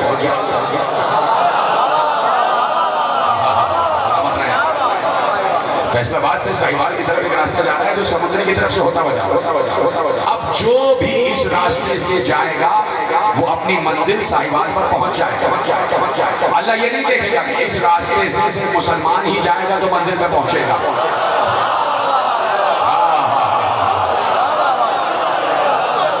صرف یہ نہیں کہ مسلمان جائے گا تو وہ منزل پر پہنچے گا، جو اس راستے پہ چلا جائے، چاہے وہ ہندو ہو، چاہے وہ نصرانی ہو، چاہے وہ یہودی ہو، چاہے عیسائی ہو، چاہے بت پرست ہو، جو بھی یہ راستہ اختیار کرے گا وہ اپنی منزل پر پہنچ جائے گا۔ اللہ کہتا ہے ضبط نفس کرو گے اختیار ملے گا۔ میں یہ نہیں دیکھوں گا کہ ہندو ہو، عیسائی ہو، یہودی ہو، کون ہو، ضبط نفس کرو گے، نفس کے خلاف کرو گے، یہ راستہ اختیار کرو گے تو میں تمہیں اختیار دوں گا۔ علی بیٹھے ہوئے تھے، علی نے کہا سلونی سلونی قبل ان تفتدونی، میرا علم ایسا ہے کہ جو مشرقین و مغربین پر چھایا ہوا ہے، جو زمین سے آسمان تک کی خبریں رکھتا ہے۔ ایک یہودی کھڑا ہوا اور اس یہودی نے کہا کہ آپ کا اور میرا علم برابر ہے، آپ کا اور میرا علم برابر ہے۔ علی مسکرا دیے۔ ارے علی کے چہرے پہ مسکراہٹ نہیں آ رہی تھی، اس کا چہرہ ہے علی کا چہرہ۔ علی مسکرائے۔ علی کسی ملا کا نام نہیں ہے کہ غصے میں آ جائے، علی مولا ہے، علی عالم ہے، عالم کبھی سوال کے بعد غصے میں نہیں آتا، علی مولا ہے۔ علی مسکرائے، اچھا تمہارا دعویٰ یہ ہے کہ جو میرا علم ہے وہ تمہارا علم ہے؟ کہا ہاں، میں بھی وہی علم رکھتا ہوں جو آپ رکھتے ہیں۔ علی نے کہا ٹھیک ہے۔ علی نے ایسے ہاتھ یوں گھمایا، پہنچ گئے کہ نہیں پہنچ گئے؟ علی نے ایسے ہاتھ گھمایا اور مٹھی بند کر لی اور کہا بتاؤ میری مٹھی میں کیا ہے اگر وہی علم تمہارے پاس ہے، بتاؤ اس وقت میری مٹھی میں کیا ہے؟ اب وہ مسکرایا. اس نے کہا یا علی یہاں سے ہزاروں میل کے فاصلے پر ایک سمندر ہے, سمندر کے بیچ میں ایک جزیرہ ہے, جزیرے کے بیچ میں ایک پہاڑ ہے, پہاڑ کی چٹان پر ایک گھونسلہ ہے. ابھی اس پرندے کی مادہ نے اس گھونسلے میں انڈا دیا ہے, وہ انڈا آپ کے ہاتھ میں ہے, وہ انڈا آپ کے ہاتھ میں ہے. علی نے ایک بار مسکرا کے ہاتھ کھولا, بالکل صحیح کہہ رہا ہے. علی کو تو داد دے دیا کرو, جب میں روایت پڑھتا ہوں میں جھومنے لگ جاتا ہوں. علی نے ایسے اس کے سامنے ہاتھ مٹھی کھولی, ہاں بالکل صحیح کہہ رہا ہے, بالکل صحیح کہہ رہا ہے, تیرا علم بالکل صحیح بتا رہا ہے. اب اگر تیرا اور میرا علم برابر ہے تو میں انڈا لے آیا ہوں, تو واپس رکھ کے آ جا.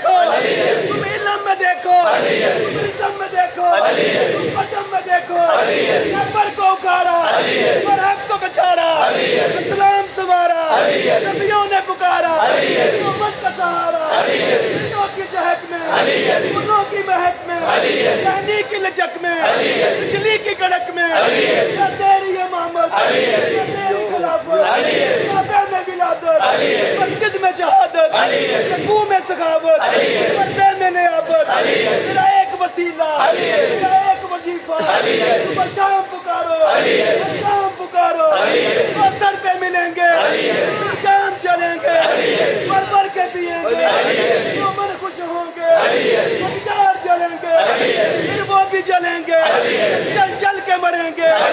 وہ ہم سے کہیں گے تھوڑی سی دے دو, ہم اس سے کہیں گے یہ اس کو ملے گی.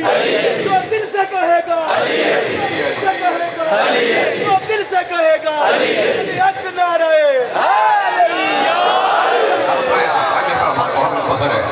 اور یہ بات سلامت رہیں آپ.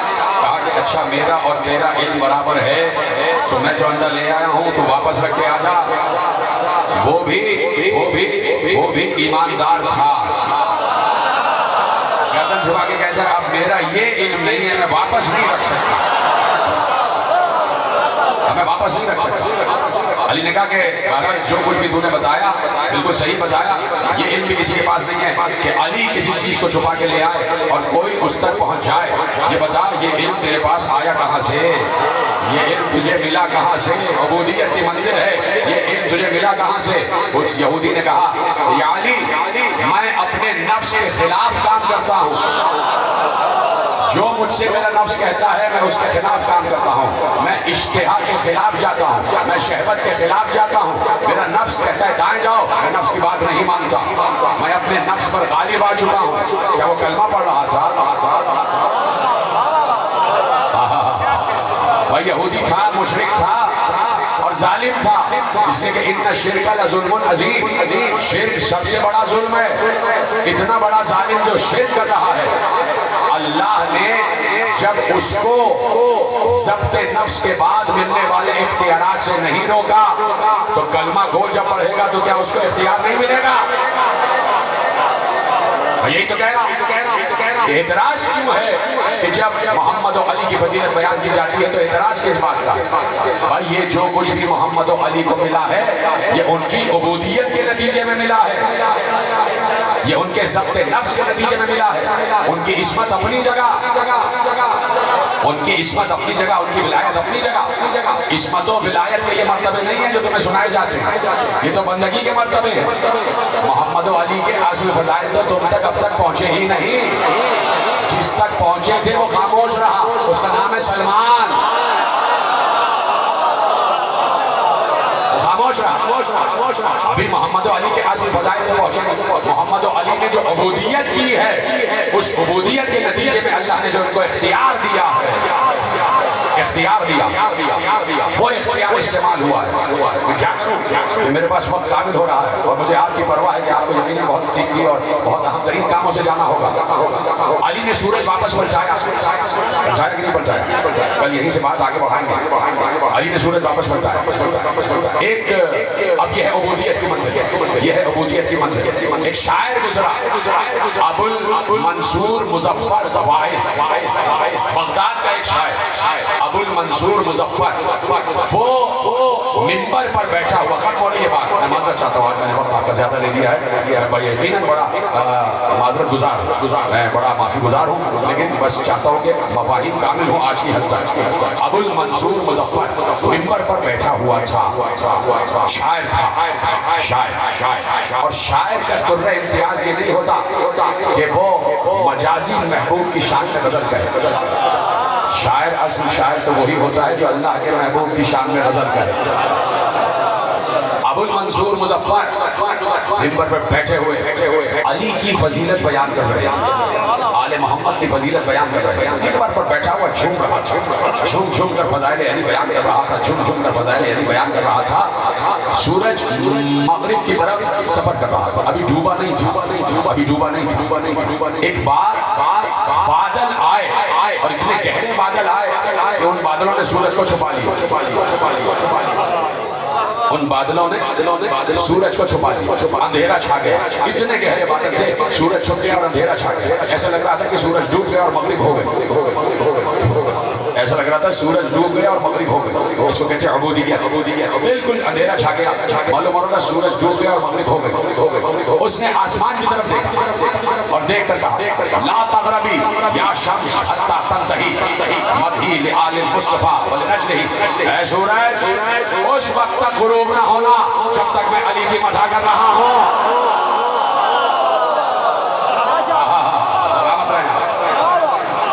اس وقت تک غروب نہ کرنا جب تک میں علی کی مدح کر رہا ہوں. اس نے یہ کہا تھا یہ ہے اللہ, یہ ہے اللہ کا کرم, یہ ہے عبودیت کی منزل.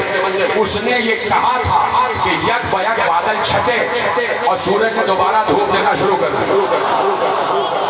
لگ رہا تھا کہ ڈوبا ہوا سورج واپس پلٹ آیا. تو تم آ جاؤ عبودیت کی منزل پر. اللہ فوراً تمہاری دعائیں قبول کرے, اللہ فوراً دعائیں قبول کرے. تو دیکھو کہ عبودیت کی منزل پر ہیں کون, انہی بندگان خدا کا تذکرہ اس فرش ادا پر ہو رہا ہے. اور جو ہے انہی بندگان خدا کا تذکرہ اس فرش ادا پر ہو رہا ہے.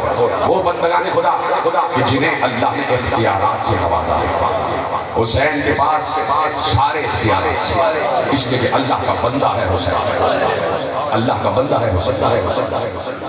کہہ دیا تھا یا ایتھا النفس المطمئنہ ارجعی الی ربک راضیۃ مرضیہ فادخلی فی عبادی وادخلی جنتی. میرے بندوں میں داخل ہو جا, آجا میرے نفس مطمئن, میرے قریب آجا, میرے پاس آجا, میرے بندوں میں داخل ہو جا. حسین اپنے عہد کا عبد خدا تھے. حسین کے پاس عبودیت کے اختیارات تھے. حسین کو معلوم تھا کیا ہوتا. حسین ولی بھی تھے, حسین معصوم امام بھی تھے. رسول اللہ نے بتا دیا تھا شب 28 رجب حسین کے خواب میں آ کے یہ کیا ہونے والا. حسین نے کہا نانا مجھے اپنے سارے وعدے یاد ہیں. بھائی کہا آپ نے یقین مانے, آپ نے ایک اجڑی ہوئی ماں کو خوش کیا ہے, آپ نے ایک دکھیاری اور بےکس ماں کو خوش کیا. اب بس تیاری کریں کہ آپ کی آنکھیں بھی جائیں تاکہ اس مادر حسین کا رومال خالی نہ چلا جائے, وہ خشک رومال آنسوں سے تر ہو کے چلا جائے. کتنے دن جلدی گزر جاتے ہیں معلوم ہی نہیں ہوتا. آج 7 محرم آ گئے, آج حسین کے بچوں پر پانی بند ہو گیا, آج فرات پر پہرے بچھا دیے گئے. اب بچے پیاس العطش, جو پانی پس انداز تھا وہ بھی شام تک ختم ہو گیا. بچے پیاسے ہیں اور صرف بچوں میں محمد باقر ہی تھوڑی ہیں, بچوں میں صرف سکینہ ہی چھوڑی بچوں میں علی اصغر بھی ہے 6 مہینے کا علی اصغر اگر بیان کر چکا سب بچے پیاسے آل محمد بھی پیاسے ہیں لیکن اس کے باوجود حسین جیسے عبد کا ساتھ دینے کے لیے تیار ہے کہ حسین عبد خدا ہے اور خدا کے لیے کام کر رہا ہے حسین کربلا میں عبودیت کی منزل پر ہے اور سب کو معلوم ہے اسی لیے شب عاشور جتنے لوگ رہ گئے جو بھی حسین کی نصرت کے لیے رہ گئے جب حسین سے نصرت کا عہد کر لیا تو حسین نے ایک بار کہا آسمانوں کی طرف دیکھو جب سب نے آسمان کو دیکھا حسین نے اشارہ کیا آسمان کے پردے ہٹے کہا حبیب وہ تمہارا قصر ہے زہیر وہ تمہارا محل ہے مسلم ابن اوسجہ وہ تمہارا گھر ہے سب کو جنت میں ان کے مقامات دکھا ہے یہ ہے حسین جیسا عبد جس کو کہتے ہیں اختیاروں کے بندگی یہ تو باہر والے تھے گھر والوں کو کیا عطا ہوا ہے یہ گھر والے ہی جانتے ہیں فہرست لکھوا رہے تھے شہداء حسین شہداء کی فہرست لکھوا رہے تھے شب عاشور آئی اور حسین نے فہرست لکھوائی کون کون شہیدوں میں شامل ہوگا کون کون کل جنگ کرے گا سب کے نام لکھوا رہے تھے قاسم برابر میں بیٹھے ہوئے تھے انتظار کر رہے تھے میرا نام کب لکھا جائے گا کہا کہ چچا میرا نام اب تک نہیں لکھا گیا حسین نے مسکرا کر قاسم کو دیکھا قاسم بیٹا میرا قریب آؤ قاسم قریب آ گئے حسین نے سینے سے لگا لیا حسین جب بھی قاسم کو سینے سے لگاتے تھے معلوم ہوتا تھا جیسے حسن کو سینے سے لگا لیا بھیا حسن سینے سے لگ گئے قاسم میرے قریب آ جاؤ سینے سے لگو سینے سے لگ گئے کہا بیٹا منہ چون کر کہا بیٹا تمہاری نظر میں موت ہے کیا تمہاری نظر میں موت کا ذائقہ کیا ہے سنیں گے قاسم نے کہا چچا اگر آپ کی نصرت میں موت آ جائے تو میری نگاہ میں موت شہد سے زیادہ شیریں ہے الموت احلا من العسل ہاں شہد سے زیادہ شیریں قاسم نے بتایا کہ حجت خدا کی محبت میں اگر موت آ جائے تو موت میٹھی ہو جاتی ہے موت کا ذائقہ شیریں ہو جاتا ہے ایک بار کہا قاسم صرف تمہارا ہی نام نہیں بلکہ علی اصغر کا نام بھی ہے شہداء میں علی اصغر کا نام بھی ہے قاسم نے گھبرا کے چچا کے چہرے کو دیکھا قاسم کی آنکھیں کھل گئی کہا چچا کیا فوج اشقیہ خیموں تک آ جائے گی غصے میں آ گئے جلال میں آ گئے قاسم یہ ہے جلال حسنی یہ ہے جلال مجتبی جو قاسم کے چہرے سے عیاں ہو رہا تھا چچا کیا فوج اشقیہ خیموں تک آ جائے گی اس لیے کہ علی اصغر تو خیموں میں رہیں گے حسین چیخ کر اور رو کر کہا نہیں فوج خیموں تک نہیں آئے گی قاسم میں علی اصغر کو لے کر جاؤں گا اور تیر سہشوبہ سے علی اصغر زخمی ہو جائے گا یہ ہے قاسم اپنی ماں کا بڑا ارمانوں بھرا بیٹا تھا ماں نے اتنا حسین ہے نا حسن مجتبیٰ کا بیٹا ہے قاسم لکھا یہ ہے اتنے حسین تھے اتنے نازک جلد تھی خدا کے لیے جملہ رو کر محفوظ کرنا لکھا ہوا ہے قاسم کے سراپے میں اتنی نازک جلد تھی جناب قاسم کی کہ جب پانی پیتے تھے تو گلے سے اترتا ہوا نظر آتا تھا اتنے حسین تھے قاسم حسن مجتبیٰ کے حسن کا مرقع تھے قاسم اتنے حسین تھے اور جب حسین بچہ ہوتا ہے پس پردہ میری مائیں بہنیں بیٹھی ہیں میں ان کے دل کی بات کرنے جا رہا ہوں جب حسین بچہ ہوتا ہے اور ماں دیکھتی ہے میرا بچہ حسین تر ہوتا جا رہا ہے فوراً اس کے دل میں ایک ارمان آتا ہے اس کے لیے اس جیسی ہی دلہن لے کر آؤں جان جیسی دلہن لاؤں پھر جناب ام فروا روز نیا کرتا بناتی تھی نئے کپڑے بنا کے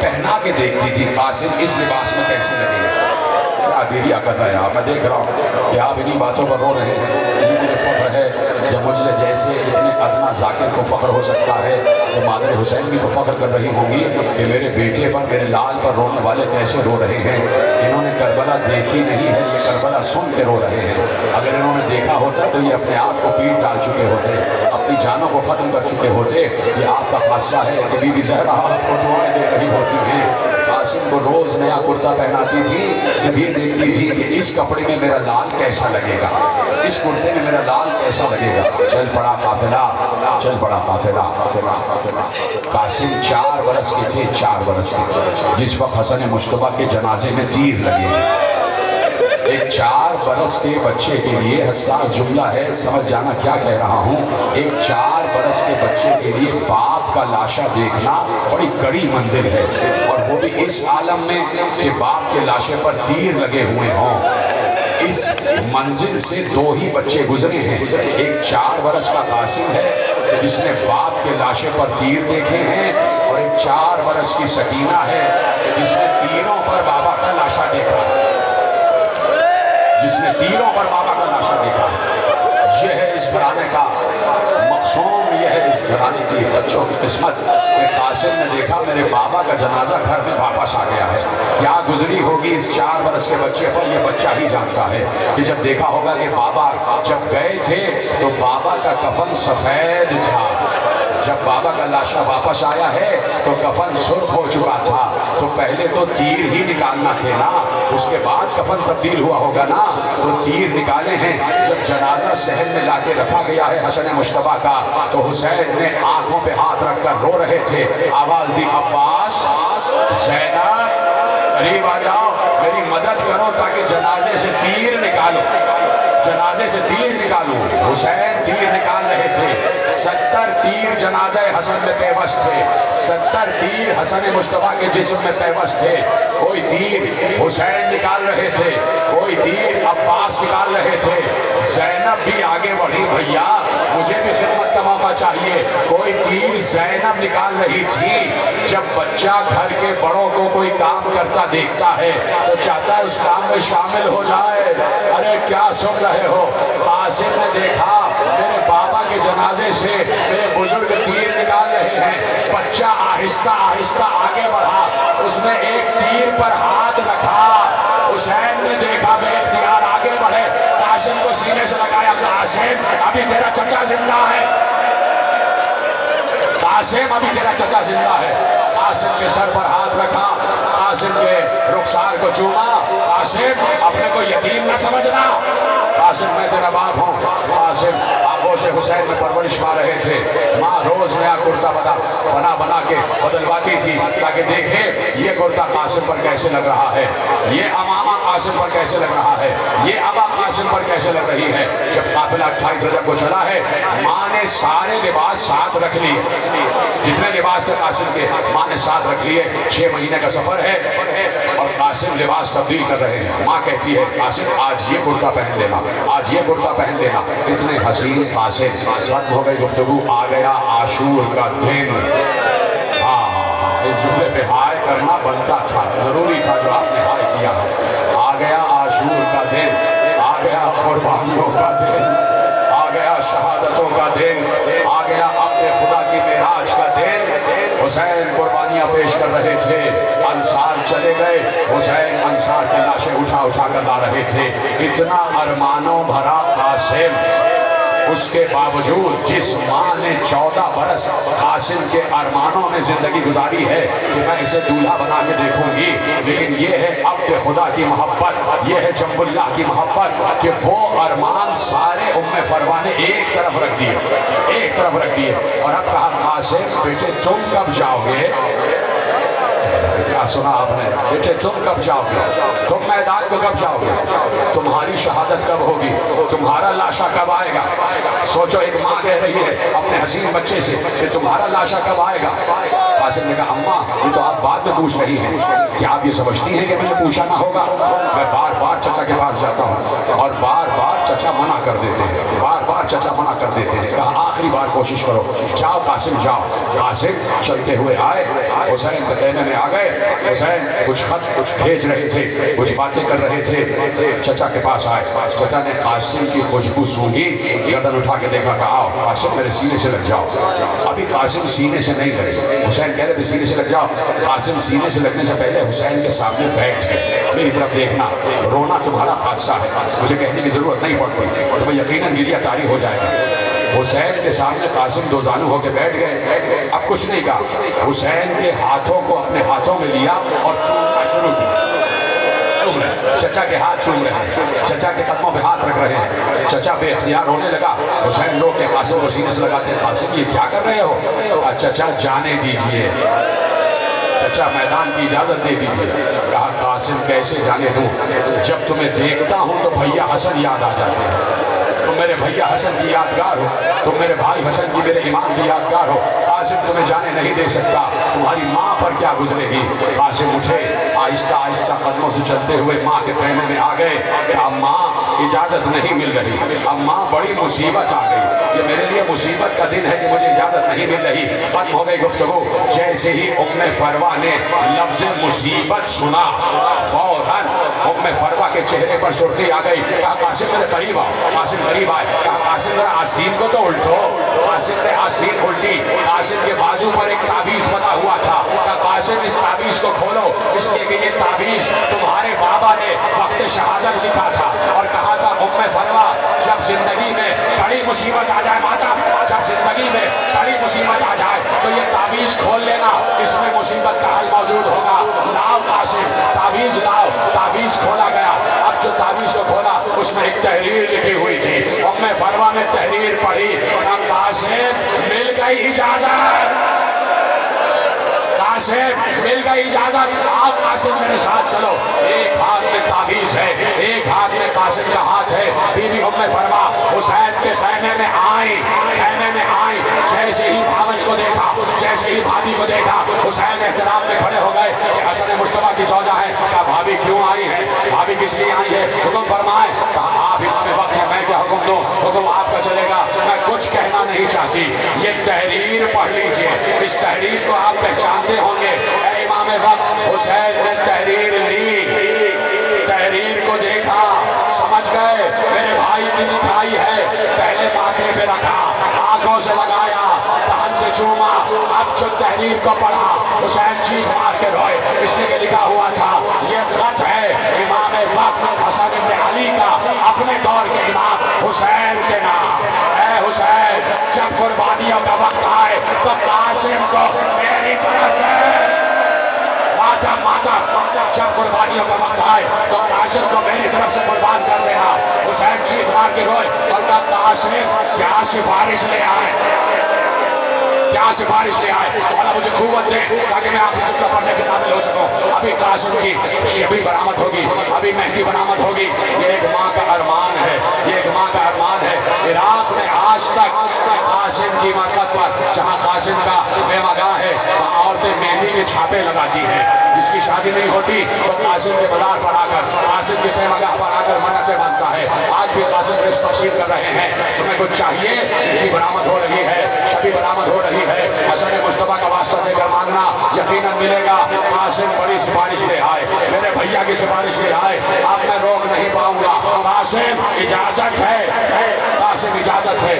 قاسم کو اجازت ملی، خیموں میں کوہرام برپا ہو گیا۔ ام فروا کا لال جا رہا ہے، حسن کا جگر جا رہا ہے، علی کی یادگار جا رہا ہے، رسول کا نواسا جا رہا ہے۔ ایک بار بیویاں جمع ہو گئی، حسین قاسم کو لے کر خیمے میں آئے، کیا ختم کر دوں گا، تمہاری آوازیں گریہ بلند ہو جائے۔ حسین قاسم کو لے کے خیمے میں آئے، کہا ایسے نہیں، میں قاسم کو تیار کروں گا، میں قاسم کو تیار کروں گا۔ ایک بار حسین نے کہا بھابھی ام فروا قاسم کا کوئی کرتا ہے، قاسم کی کوئی عبا ہے؟ نہیں، نئی عبا قاسم کو پہنائی، نیا کرتا قاسم کو پہنایا، اور اب حسین نے قاسم کے سر پر امامہ باندھا، قاسم کے سر پر امامہ باندھا، امامہ باندھ دیا، دو شملے ادھر ادھر چھوڑ دی، دو شملے ادھر ادھر چھوڑ دی۔ قاسم کو دولہا بنا دیا، یہ قاسم کا صحرا ہے تو قاسم کے سر پر سجا دیا ہے۔ قاسم جانے لگے تو حسین نے کہا رک جاؤ قاسم، ایسے نہ جانا۔ حسین آگے بڑھے، بیویاں یہ منظر دیکھ رہی تھی، حسین نے اپنا ہاتھ بڑھایا، قاسم کا گریبان چاک کر دیا، قاسم کا گریبان چاک کر دیا۔ زینب نے رو کر پوچھا بھیا گریبان کیوں چاک کیا ہے؟ کہا زینب چاک گریبانی یتیمی کی نشانی ہوتی ہے، ہاں شاید کسی کو رحم آ جائے کہ یہ بچہ یتیم ہے۔ اجر کو منا جائے، کیا گریہ کر رہے خدا تمہیں کوئی غم نہ دے سوا میں حسین، شاید کسی کے رحم آ جائے، مولا مجھے قوت دے، میرا کلیجہ پھٹ رہا ہے، میں اپنے کو روک رہا خدا کی قسم، شاید کسی کو رحم آ جائے کہ یہ بچہ یتیم ہے اور شاید کوئی اسے نہ مارے. قاسم کو تیار کیا, قاسم کو گھوڑے پہ بٹھایا, قاسم نے جھک کر سلام کیا. چچا اجازت ہے, چچا حسین اجازت ہے, چچا عباس اجازت ہے. دونوں چچاؤں سے اجازت لے کے حسن کا لال میدان میں در آیا اور شجاعت حسنی دکھائی ہے. قاسم جیسا 14 برس کا جوان ایسے جنگ کی ہے جیسے فاتح خیبر میں علی نے جنگ کی تھی, جیسے فاتح خیبر نے علی نے فاتح خیبر میں جنگ کی تھی ویسے جنگ کی ہے. لیکن 3 دن کا بھوکا پیاسا یہ حسین قاسم کب تک جنگ کرتا. ایک بار قاسم جو جوتا پہنے ہوئے تھے اس جوتے کا تسمہ کھل گیا. یہ بچوں کی نفسیات ہوتی ہے کہ اگر جوتے کا تسمہ کھل جائے تو فوراً جھک کے تسمہ لگانے لگتے ہیں. قاسم بھی تو چھوٹا سا بچہ ہی تھا, رکاب میں پاؤں الجھا, جوتے کا تسمہ کھلا, قاسم جھکے تاکہ تسمے کو باندھے. قاسم کا جھکنا قیامت ہو گیا. ایک بار کسی نے گرز مارا, قاسم کے سر پر لگا, قاسم گھوڑے سے نیچے آیا, قاسم نے آواز دی. راوی کہتا ہے رک جاؤ, ابھی نہیں. راوی کہتا ہے جو شہید بھی گر رہا تھا کوئی آواز دے رہا تھا السلام علیکہ یا ابا عبداللہ, کوئی کہہ رہا تھا السلام علیکہ یا ابتا, کوئی کہہ رہا تھا بابا سلام, کوئی کہہ رہا تھا چچا سلام, کوئی کہہ رہا تھا مولا سلام. کا یہ عجیب بچہ تھا جو گھوڑے سے گرا تو اس نے کہا اماں بیٹھے رہو اماں, جب تک میں نے کہوں گا زیارت برآمد نہیں ہوگی. اماں میں گر گیا. یہ آواز حسین کے کان میں پہنچی, یہ آواز عباس کے کان میں پہنچی. روایت میں لکھا حسین نے عباس کو دیکھا, عباس نے حسین کو دیکھا. دونوں بھائی سمجھ گئے اس لیے کہ حسن کی یادگار گرا ہے, حسن کی یادگار گرا ہے. ادھر سے حسین نے حملہ کیا, ادھر سے عباس نے حملہ کیا. فوجیں ادھر کی ادھر ہوئی, میمنے کی فوج میسرے پر, میسرے کی فوج میمنے پر. بیچ میں قاسم گھوڑوں کی آواز سے پامال ہوا. آواز آ رہی تھی چچا بچائیے, ماتا, چچا بچائیے. عباس و حسین پہنچے, فوجوں کو بھگایا. اب جو حسین قاسم کے لاشے پر پہنچے, ایک بار حسین نے رو کر کہا قاسم مجھے معاف کر دینا, تو بلاتا رہا, میں نے آنے میں دیر کر دی. قاسم کا لاشا ٹکڑوں میں تقسیم ہو چکا تھا. حسین نے عبا اتاری, ٹکڑے اٹھانے لگے. حسین نے محسوس کیا کہ کوئی اور بھی ہے جو میری مدد کر رہا ہے.